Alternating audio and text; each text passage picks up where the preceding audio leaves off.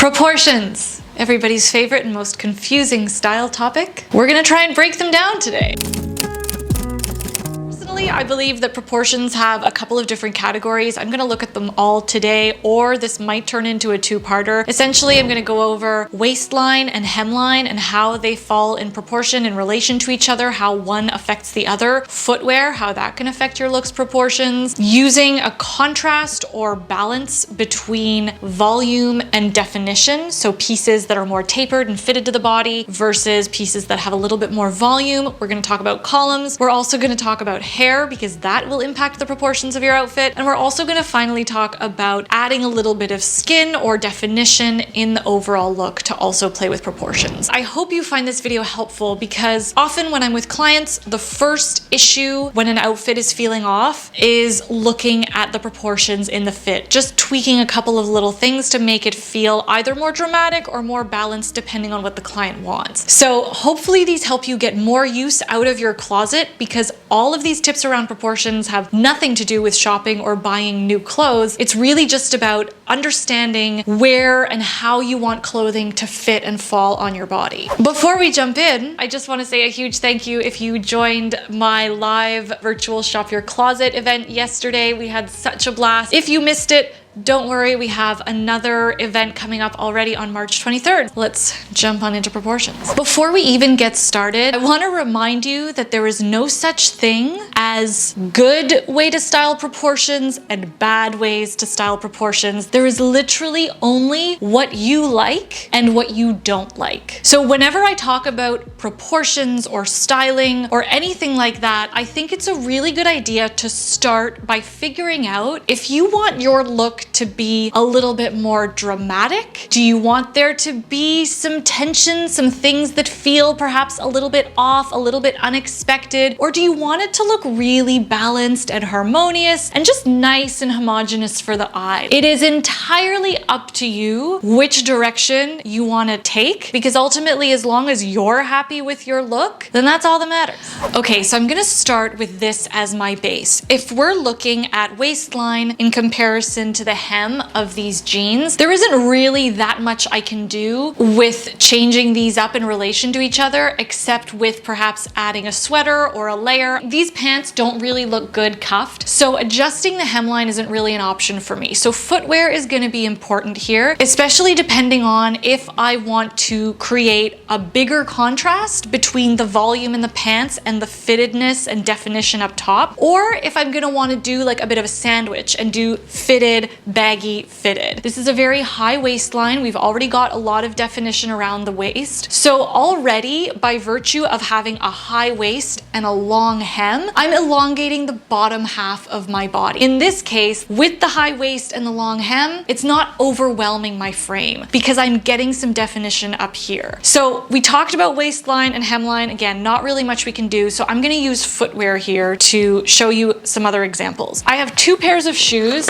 If we want to go, let's say, dramatic, we like this oversized feeling, we want to emphasize the volume of the pant, we want to emphasize the bottom half of the outfit, then I'm gonna do this sneaker. If we're looking at the idea of using contrasts, volume, and definition, I think we're really playing up the contrast by way of the chunky sneaker. This could also be a chunky boot, but do you see how the proportion itself of this sneaker, it's white. So even that alone, the fact that it's white and bright is also drawing attention to the weight of the pant. So this really does complement the weight and heaviness of the fabric of the jeans, the wide leg, all of that stuff. So this is really nice to kind of enhance the voluminous proportions of my jeans, gives me a little bit of a sporty look. And because we've got the contrast of the volume with a super slim, super fitted top and some solid waist definition, I'm not getting lost in this look. Something else I should add is typically we all talk about, oh my God, chunky sneaker, round toe, makes you look short, frumpy, blah, blah, blah. But because we've got the high waist here, we're kind of losing that heft and weight of the sneaker. It's also being camouflaged by the volume and weight of the pant, of the denim itself. So if I wanna like continue on this oversized voluminous train, I can do that even more by changing up the waistline and by adding volume. I have this nice big oversized sweater. See what's happening now? I've changed the waistline. Essentially, there is no waistline. It's like a drop waist. This is gonna look like a completely different thing depending on you and your shape and your figure. But I wanna show you how now this is like a bit more of a dramatic look because we've got an oversized and long piece on top and an oversized and long piece on the bottom. This is cool. This is fine. This is like very Gen Z, you know, like whatever. But I do feel like it's overwhelming me a little. In order to kind of balance out or create a little bit of contrast so that I don't get so overwhelmed and so that the eye isn't just seeing this like giant amorphous blob, which is kind of how I'm feeling right now, I'm gonna do a couple things. I'm gonna add some definition by way of lifting the sleeves. So immediately I've got my forearm showing. And if this were more skin, if I wasn't wearing my bodysuit underneath, then showing a little bit of skin is good too. Already, this is good. This is fine. Like I would actually feel comfortable walking around like this too. This is still a good look, but if we want to add even more definition, if we want to give the eye a more solid focal point, then you guessed it, we're just gonna do this. So now we're raising the waistline. We're bringing in that elongating factor again. We've got volume, but we've got a little bit of definition. So we're just playing with these little like tweaks. Now I want to show you what happens when we use the pointed ballet flat. Now I've got a shoe that is a lot more low profile. It's not chunky, it's not hefty, but it's still working with the wide leg pant. However, I think it's working from a standpoint of tension and contrast in the sense that we're doing a sandwich. So we've got fitted, super like definition here up top, volume, and then something like really sleek, and if you want to call it fitted, on the bottom as well. There's a little bit of tension between the pant and the shoe here, whereas with the sneaker, those two worked really well together, but we've created a little bit of tension on the bottom to create an overall balanced look because we've got this kind of like fit, volume fit at the bottom. So here's something interesting though that happens. I just want to show you when we add the sweater, what happens. Now we're kind of losing the gravitas of the look because the shoe can't hold it. There's just too much volume for this little flat to handle. So the look feels a little bit off. Not because it's not on trend, because technically like the pointed sort of minimal low profile shoe with a really heavy pant, that's like bang on trend. And so is a big bulky sweater. Like this is kind of a very TikTok friendly outfit formula. However, it feels off because this shoe just doesn't cut it anymore. But what happens when we do all of those little tweaks that give more definition to the look? So we're lightening up the top, so to speak. We're gonna create some definition, and here's where I'm gonna do something else. Hair went up. Do you see how the little flat, it's been given a bit of a reprieve with all of that volume? All we've done is made these little tweaks to add definition, to create a higher waistline. And this here is also really nice because we've got a big voluminous pant and volume on top. Again, me personally, I like to have that nice elongating factor on the bottom half of my body, so the pointed flat is now working really nicely with the higher waistline.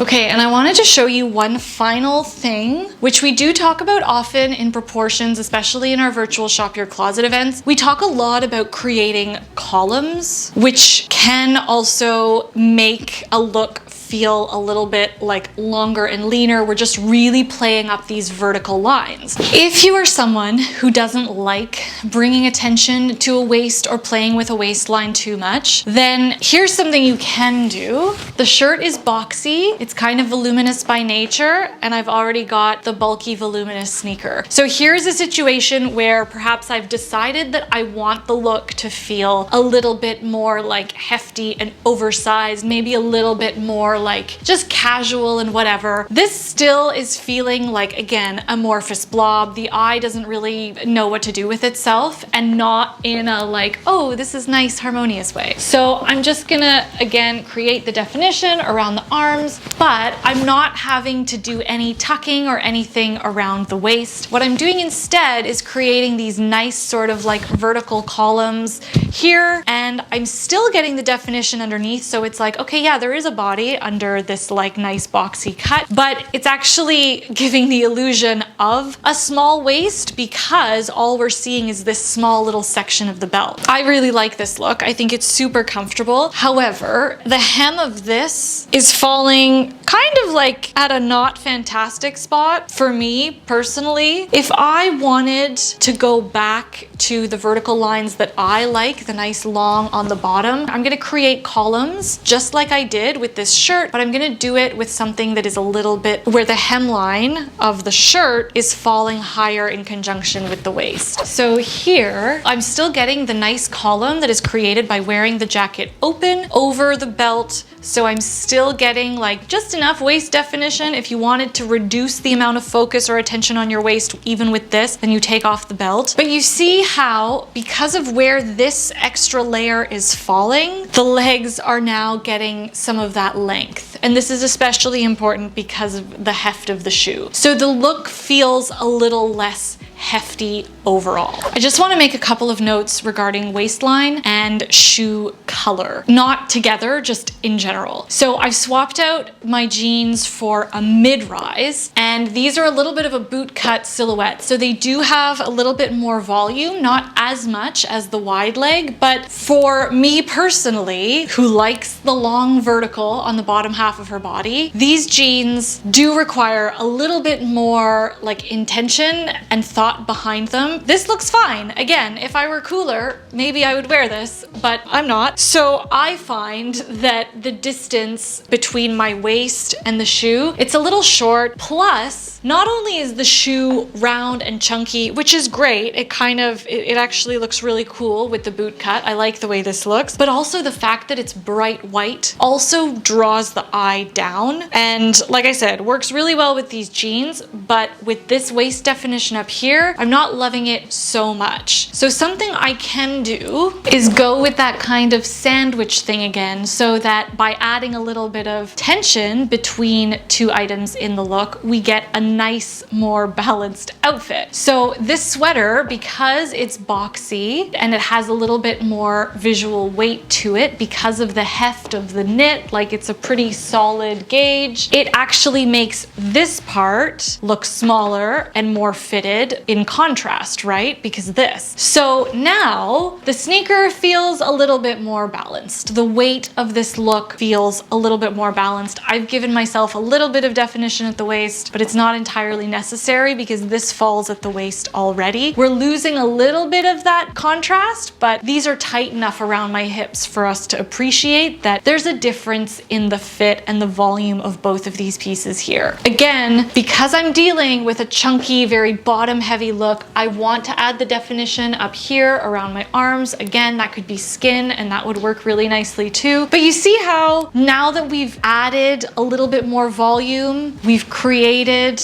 a bit more of that visual contrast so that overall the look feels a little bit more like cohesive and rounded. One more thing, just want to show you how swapping out the shoe for something more low profile, more fitted and more sleek with the boot cut, especially because my waist here is a lot lower, this is creating a longer vertical line just by virtue of swapping out the footwear. Okay, a quick word on hemlines and volume and definition of coats. So these are a straight leg mid-rise denim, but we're not really looking at the waistline, so that's why I kept the top and bottom similar colors here. I really want to pay attention to the hemline of the pant, where it's falling in relation to the volume and the length of the jackets that I'm gonna throw on, and then also just like the heft and structure of the boot. I think it's safe to say that the boot and the pant are very similar in terms of the profile and the kind of proportion that it's giving. It's not too baggy and oversized. It's not too form-fitted. Like, these are fairly uniform, right? Fairly homogeneous. So if I were to add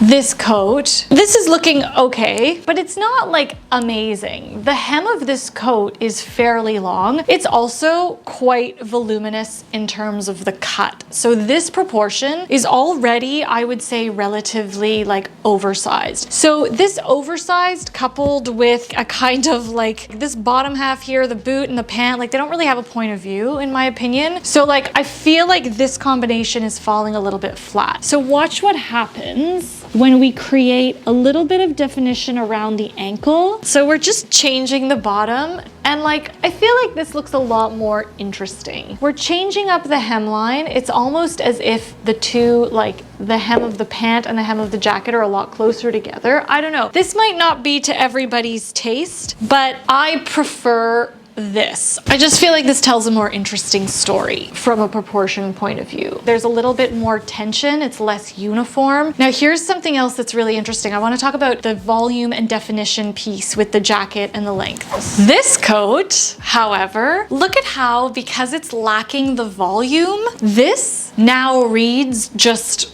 off. So it doesn't always just have to do with the hem lengths in terms of proportions, right? It also has to do with the volume and that definition play. Because right now, we've got such an interesting contrast between the definition and like the extra bulk that's happening here. This jacket is just kind of, again, falling flat. It seems really out of place. It's kind of like we're trying to do the sandwich, the definition, bulk, and definition, but this is just, there's too much. There's too much structure in this coat for this to work. What happens if we do this? Perhaps it's a little better because the look is feeling a little bit more uniform, but again, I feel as though it's just falling a little bit flat. There isn't a lot of interest. So what you can do, I would see how a shorter, more fitted jacket looks, because then it's like, okay, are we getting more contrast here? Because the pant is a little bit relaxed and the jacket is really like tailored and sharp, so we're playing with that proportion. But I still don't think there's enough contrast. Like, again, this is all kind of a very uniform look, which is cool if that's what you want to go for. But what happens? See what happens when we create like a little bit more of a story? I much prefer this.